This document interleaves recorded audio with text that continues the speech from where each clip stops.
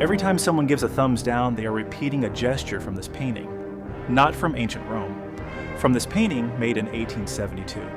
Because here's what historians will tell you, and what almost nobody believes when they first hear it. The Romans may never have used a thumbs down to signal death in the arena.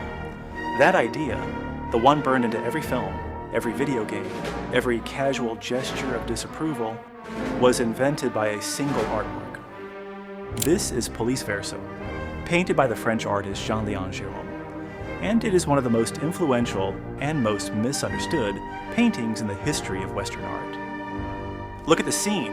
A gladiator stands over his fallen opponent, foot pressed to the man's chest, sword raised.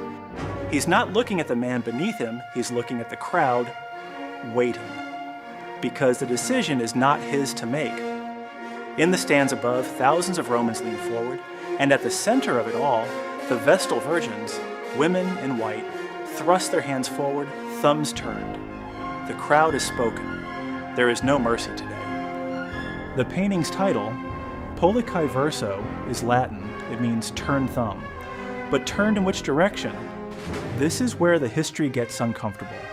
Ancient Roman texts that describe the crowd's gesture in the arena are frustratingly vague. They mention a turn thumb, but never specify which way. Some historians argue it was thumbs down to signal death. Others argue it was actually thumbs up, mimicking a drawn sword that meant kill, and that a concealed thumb pressed flat against the fist meant spare him.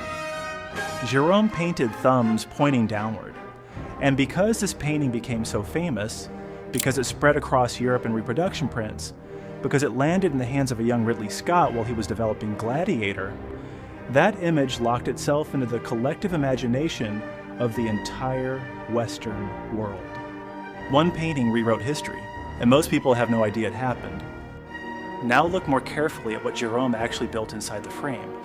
The composition is almost theatrical. The fallen gladiator occupies the lower left. Helpless, arm raised in a plea that is already being ignored. Above him, the victor is caught mid-decision, his body tense, his face turned away from us. We cannot read his expression. We only know he is waiting for permission. And the crowd is the real subject of this painting. Gérôme fills the stands with thousands of figures, rendered with extraordinary precision. Faces contorted, arms raised, mouths open. The energy is not heroic. It is hungry. This is not a coliseum of citizens watching a sport. It is a mob deciding the value of a human life, and they are enjoying it. That is the moral weight Gérôme hides inside a painting that looks, at first glance, like pure spectacle. Jean-Léon Gérôme was obsessive about historical accuracy. He traveled extensively, studied Roman artifacts, examined architecture and costume and weaponry with the precision of an archaeologist. He wanted you to feel like you were there, standing in the dust of the arena, smelling the sand, hearing the roar. And he succeeded, so completely that his vision of Rome replaced the historical record in the popular imagination. That is the strange power of this painting. It is meticulously researched, and almost certainly wrong about the one detail everyone remembers. What Gérôme captured underneath the historical spectacle is something that has nothing to do with Rome. It is the ease with which a crowd becomes something dangerous, the way individual judgment dissolves when thousands of voices merge into one, the way a gesture, small, almost casual, becomes the difference between a man living and dying. The gladiator beneath the sword is not the most vulnerable figure in this painting. The most vulnerable figure is the one who has to wait for strangers to decide his worth. That dynamic has never gone away. Only the arena has changed. In my opinion, this is one of the great crowd paintings in Western art, and one of the most quietly devastating. Which is it for you?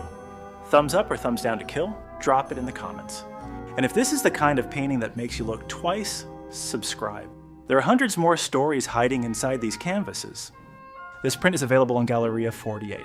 If you'd like it on your wall, the link is in the description, and every purchase goes directly toward keeping this channel going.